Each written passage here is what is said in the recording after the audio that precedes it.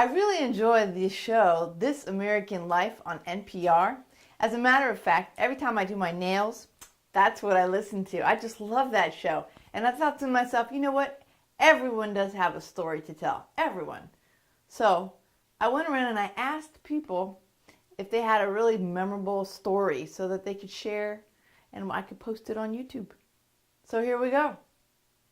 I have a story to tell. When I was younger, I had been practicing ninja kicks with my friends, and we were, watching like cartoons and trying to practice our ninja kicks and who could kick the highest and who could swing kick and all this thing.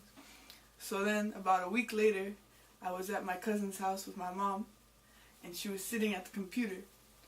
I don't know what she was doing. She was just doing work or whatever. And it occurred to me that I should probably try to ninja kick over her head, because that would be cool. So I walked up to her without her knowing, because, I wasn't going to tell her. And I went to kick over her head, and it went pop right into her face. So then I was in shock, because I didn't mean to kick her in the head, but I did. And she didn't even know I was kicking, so she was very mad and shocked. But luckily, I think she was in such shock that she didn't know how to react. So I was able to just run away and nothing bad happened. But that was my story. Oh my God, she hit me so hard, just out of the blue. It was unbelievable. Yes, I was shocked. Yes, I was. And no, I didn't do anything to her because I know she truly didn't mean to hit me. But wow, did that hurt. Well, I want to tell a story too. So here goes mine. One time we were on this road trip and we were going through Canada and coming in through Maine. And when we got to the Border Patrol, the guy said, "Oh, you have to be very careful, ma'am. There are a lot of moose today," or this evening, because it was like 2 in the morning. And I was like, "Oh, there's moose?" And he was like, "Ma'am, this is serious. There are moose. It's dangerous. Be careful." I said, but I want to see some moose." And he's like, "No, really, you have to be careful." So I'm driving, and I'm looking for the moose, and I see no moose. And I'm like driving. I went all the way down through Maine, and not one moose. And so we get to Vermont, and I asked people there, I say, "Hey, you got moose over here I can see?" And then somebody said, "Oh, yeah, you could go." And they told me where to go, and it was like this dirt path that was right behind the prison. And if you go there like at dawn or dusk, there's supposed to be moose there. So it was really like a hilly kind of dirt path with like little holes and everything. And my mom was really worried, but I was with my mom and my daughter, and so we went and I pulled around, and then we're sitting there waiting for the moose, and we could see big piles of poop. So I was really excited because I was like, "Oh, that's got to be like moose poop, or at least bear poop, if nothing else, right?" And so we're waiting and my mom was getting more and more concerned, and now it's like dark. And she's like, "What if somebody escapes from the prison?" I was like, "Mom." So anyways, we left because it was dark, and it was kind of creepy. And so the next morning, I was like, "Okay, Mom, we're going to go back, and we're going to see." And she goes, "Mom," she goes, "I'm a little bit worried about you." Because I was all excited to see these. So anyways, we went again, and we didn't see any moose. We were waiting, and we didn't see any moose. And so then I was still obsessed on seeing this moose. So another trip, I went to Minnesota, and I heard there was supposed to be moose in Minnesota. And so first thing I did is I asked at the hotel, the concierge, I said, "Oh, where can I see some moose?" And the lady says, "The zoo." So I went to the zoo.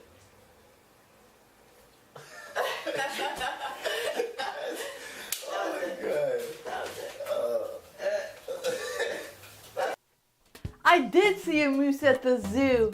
And later on another trip, I continued my moose obsession, and I saw one at Estes Park in Colorado.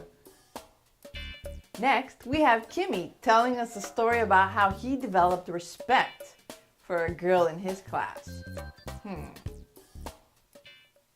She threw me in the sandbox, and she got on top of me, and she hit me in the face like 3 times. I tried to hit her back, but yeah, it didn't work out too well. Anyway, she hit me. She kept hitting me for like another 5 minutes, and she stood up and she said, "Do not ever laugh at me ever again." And she walked away.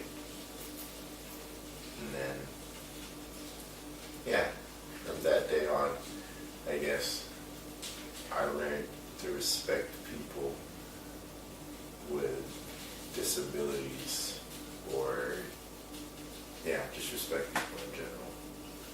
Not because I lost that fight, but because it helped me realize it was not the right thing to do. Yeah. Very good, very good.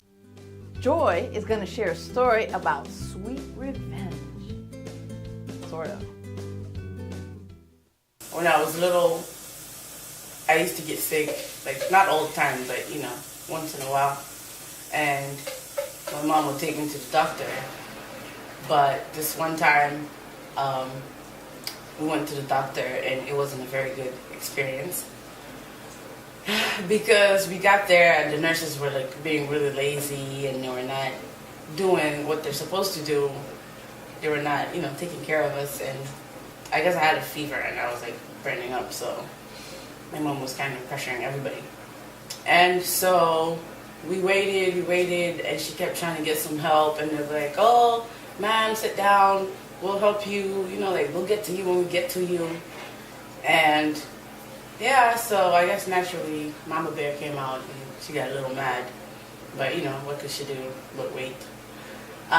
So eventually they got to us, and since I was like a little tiny baby and I can't like stand up, I couldn't stand up on a on a weighing scale, they put you in this little pouchy thing, and then they kind of hand you like vegetables on the on the scale, I guess.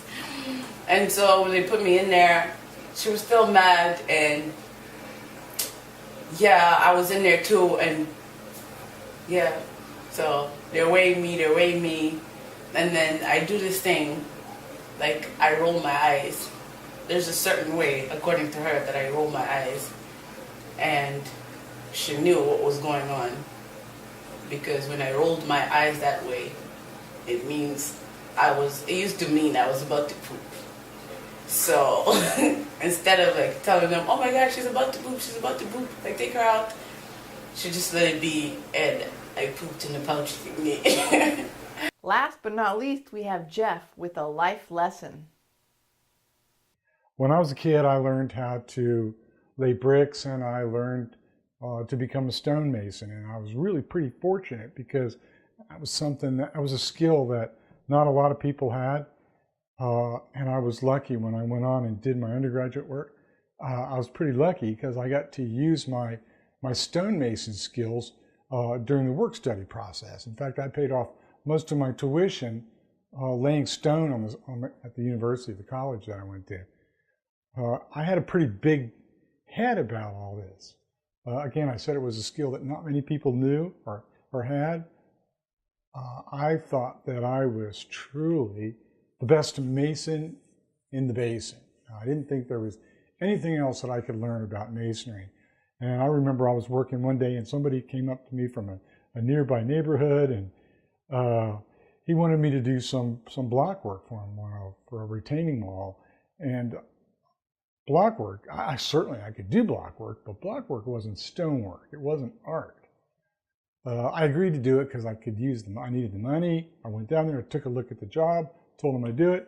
When I went in to do the work, I realized that the footings were very low, and just very quickly, I'll tell you that if your footings are low, you can't meet your height that you need to make, and the job was really a mess. And I thought, how in the world can they expect me to come in and do a really nice job here when everything's screwed up? And so I didn't. I did a really bad job. The blocks were supposed to be straight. They were crooked. I didn't meet the height. But it wasn't my fault because the footings weren't right. Well, the guy that ran the job, the guy that was building this house, came over and he looked at my work, and I could tell right away he didn't like it. But he didn't yell at me.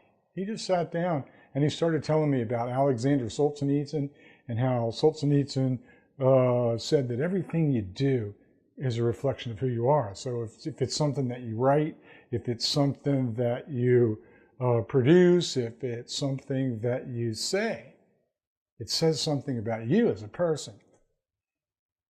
And I don't know what it was, but as he was talking, I looked down at the wall, and you know, there's sometimes when people tell you things that you know what they're telling you, it's true. Well, I knew what he was telling me was true.